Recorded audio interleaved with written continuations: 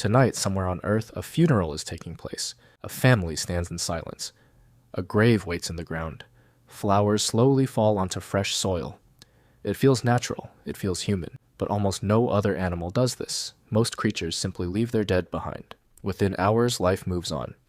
Humans chose a different path. Why? Why spend thousands of hours burying someone who will never return? The answer begins over 100,000 years ago, long before cities, long before farming, long before writing. Small groups of hunter-gatherers wandered across dangerous landscapes. Every day was a struggle to survive. Food was never guaranteed. Predators waited in the dark. Every healthy person mattered. Losing even one hunter could threaten the entire group. Yet archaeologists discovered something strange.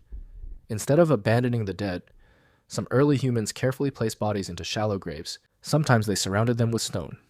Sometimes they covered them with red ochre. Sometimes they buried tools, flowers, or animal bones beside them. Why would starving people spend precious energy on someone who could no longer help them? This mystery puzzled scientists for generations. One of the most famous discoveries came from Shanidar Cave in Iraq. There, researchers uncovered Neanderthal skeletons dating back roughly 65,000 years. One burial appeared surrounded by ancient flower pollen. Archaeologist Ralph Solecki believed flowers had been intentionally placed around the body. The discovery sparked worldwide debate. Did Neanderthals hold funerals, or had nature simply carried pollen into the cave? The argument continues even today.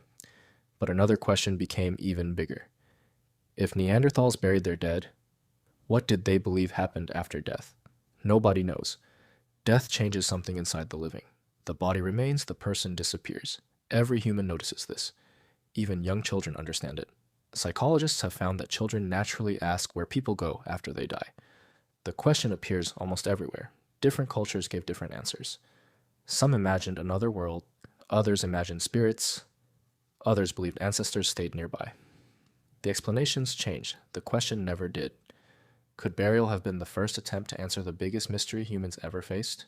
Researchers like anthropologist Ernest Becker argued that awareness of death shaped nearly every human culture. Knowing we will die creates fear unlike anything else. Civilizations built stories to manage that fear.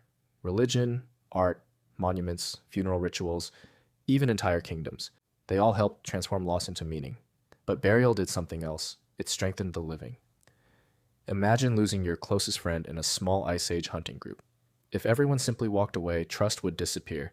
But if the group stopped together, if they honored the dead together, everyone witnessed the same promise: you will not be abandoned. That promise made cooperation stronger. Stronger cooperation meant better survival. Over thousands of generations, caring for the dead also meant caring for each other. Could compassion itself have become an evolutionary advantage? Evidence suggests it might have.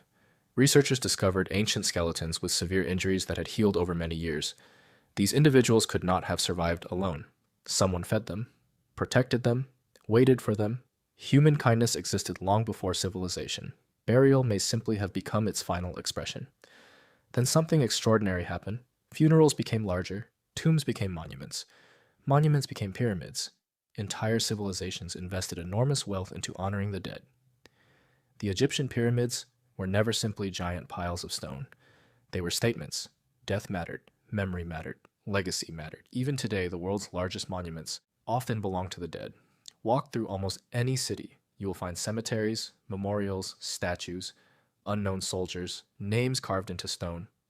The dead still shape the living. Modern neuroscience offers another clue. When someone close dies, your brain struggles to update reality. Neuroscientists have found that grief often feels like searching for someone who should still exist. The brain predicts their presence. Reality refuses to cooperate. Funeral rituals help resolve that conflict. They create a moment when the impossible slowly becomes real. This person is gone.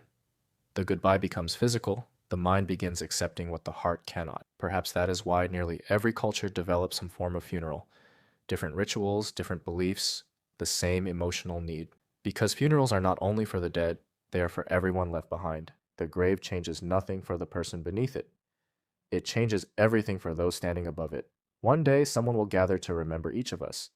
They will tell stories, they will laugh, they may cry, they will stand together because humans discovered something extraordinary long ago. We survive through each other, and even after death, we refuse to let each other disappear.